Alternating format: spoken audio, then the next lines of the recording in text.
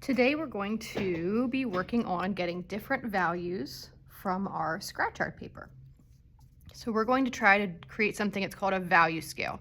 And a value scale is when you divide up a piece of paper into sections, and then you try to make it go from darkest gradually to the lightest value. So we're going to do that using some scratch art tools. We have one that is more pointy on the sides and pointy on the top, kind of like a diamond or a kite. That one's going to make thinner lines. We have another one that's a little more shaped like a football. It's curved on the sides, but pointy on the top.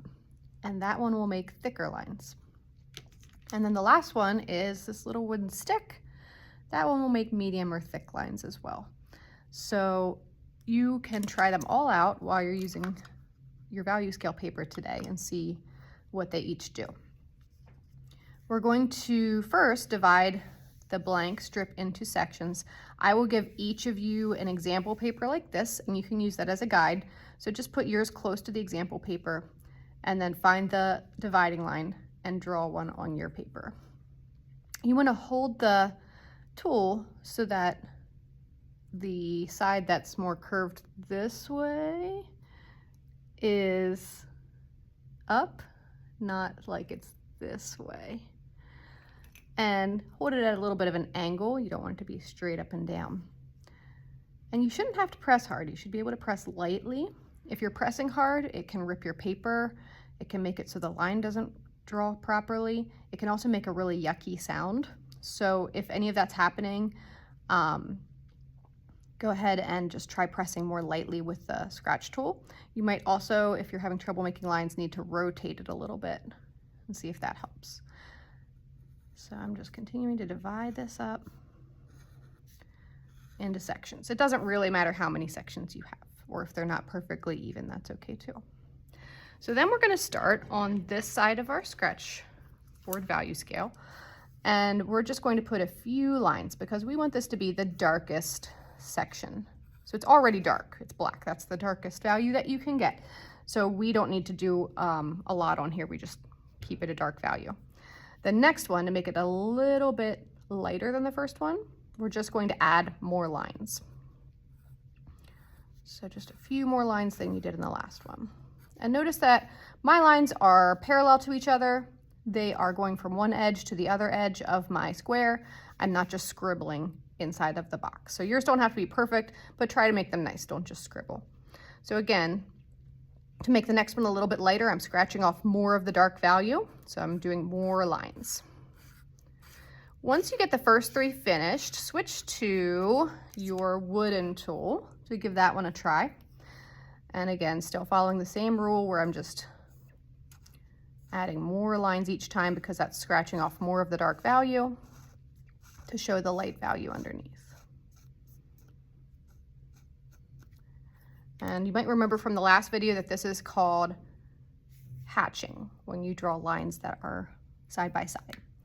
And then for the last few boxes, switch to the curved tool. Since it's curved on the side, if you hold it on the side and don't use like the very point, it will give you a thicker line.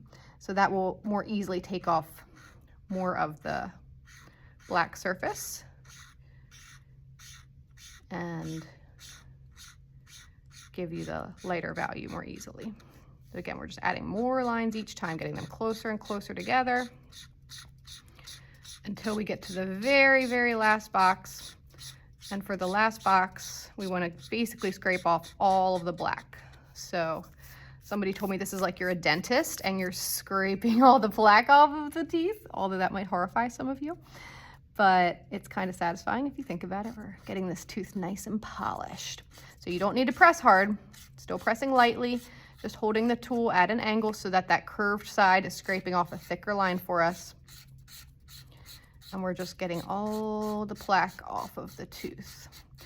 If the sound of this bothers you, some people don't like the sound, I can definitely play some music for you guys while you're working.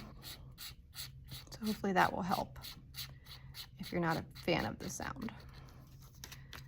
Okay, so then you want to look at it and see, does it look like I went from a dark value and gradually got lighter and lighter, like ombre or like a fade or like a gradient.